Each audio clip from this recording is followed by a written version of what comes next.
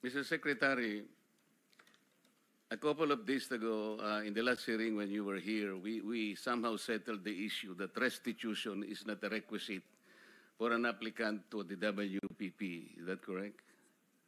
It's not in the law. But sa akin ko kasi, hindi lang po batas na nagdidictate dito. It's also what is morally right, what is expected of us. Yan po kasi, kahit hindi nilagay sa batas, mga given po yan sa ating lipunan. What do you mean by that, Mr. Secretary? Kasi wala nga sa batas yung ano. Wala nga sa batas. Yung Then, requirements ano batas? for admission to the witness protection. Ang restitution is not part of it. Yes, it is not. Oh, pero hindi mo nangangahulugan na hindi namin pwede i-layout yan depending on the case. Mr. Secretary, I am still in the stage where a particular applicant wishes to apply under that program. And there is a process. In the process, restitution is not one of the requisites. Is that correct? Opo, pero if it's in terms of this case being a financial crime, sir, this is a crime against the financial status of the Filipino people, of the Philippine Republic. I think that it's just right. Mr. Secretary, are you amending the provision of the law? No, sir. No, sir. But that is how we run the Witness Protection Program. As a lawyer, Mr. Secretary, may I ask you, in a criminal prosecution, the civil liability is impliedly instituted. Is that correct? Of course. Kaya nga hindi naman nangangahulugan kung sakasakali na natapos na yung criminal prosecution. Kapag ka nakita na mayroong criminal liability yung tao, because it is impliedly implied, doon lang magkakaroon ng restitution. It will come after. Paano mo sasabihin na magre-restitute ang isang tao? Meron na bang findings kung magkano i-restitute on how it can be restituted? Nag-a-apply pa lang eh. Huwag po ninyong babaguhin ang requisite ng batas, Mr. Secretary. I thought nung dumating ka dito, nagkaintindihan na tayo eh. Kaya nabablar ang proceedings natin eh. Kaya nga kinote ni, siguro, ang chairman kanina gusto kong ituloy ito. Sinabi niya, nagpa-interview siya, na goodwill and sincerity should be done para i-test. Pwede ba yung ganito?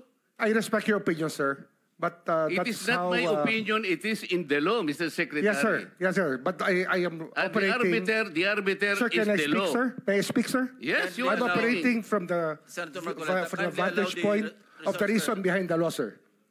What is the reason behind the law? So that we can get justice, and justice can only be attained if there is restitution. So that is the principle behind all of these things that we are talking about now. Mr. Secretary, restitution will come after. It cannot be. Sir, it can come before or after, sir. It can come before or after. You cite the law that it come before. Wala nga po sa batas eh. Huwag po ninyong babaguhin ang batas, Mr. Secretary. We are operating on a unique set of facts, and we are, all of these matters are being evaluated because the gravity of this financial crime cannot be underestimated, and that the more assets that we're able to preserve at the outset, the better for our country, sir. Mr. Secretary, I'm very sorry for such a reasoning like that. Alam mo, nakikinig I'm very sorry, sir. Bansa. Also, sir, I'm very sorry too if you do not agree with me. But I respect your opinion, sir, and we will carry out our job as we deem fit, as we see. Mr. Chair, I said I am not expressing an opinion here.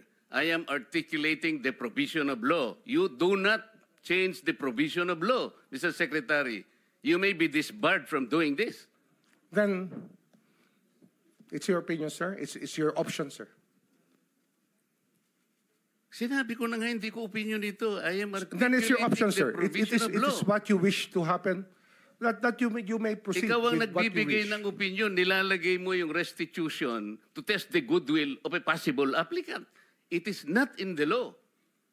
Unless you are able to point out the provision of law that it come before. Hindi ganun eh. Sabi mo na nga, and we admitted, impliedly instituted ang civil liability, but this will come eventually after the court has pronounced kung magkano ibabalik niya kung meron man. Not before. Thank you, Mr. Chair. Are you done, Senator Marcoleta?